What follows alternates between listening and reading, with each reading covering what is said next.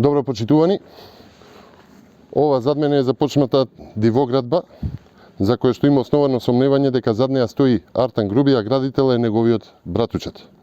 Започнатата луксузна градба со базен е дивоградба, затоа што за неа нема дозвола и затоа градбата е запрена од општината. Кога се нема дозвола, а се гради, тоа е дивоградба, а тоа е криминал.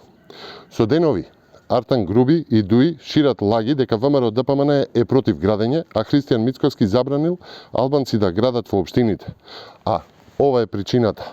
Сопрена дивоградба, градба без документи на Груби. Никој не е против градба, ниту има етничка заднина. ВМРО ДПМН е против криминалот, а градење без документи е криминал. И тоа го боли Артан Груби. И оваа дивоградба и запирањето на градбата од општината се причината за Артан Груби да посакува меѓуетнички конфликт, да обвинува за дискриминација.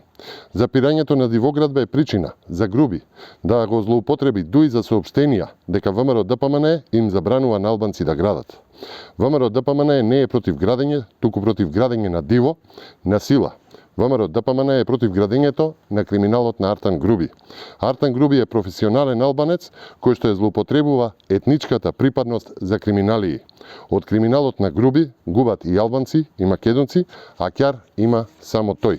Почитувани, ова е веќе петти огромен скандал поврзан со Артан Груби, подуќанот во центар, баждарењето на нафтени деривати, хотелот на Шапка, житото од државните резерви. Уште што треба да направи Артан Груби за институциите да почнат да работат?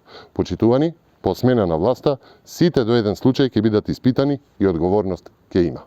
Ви благодарам.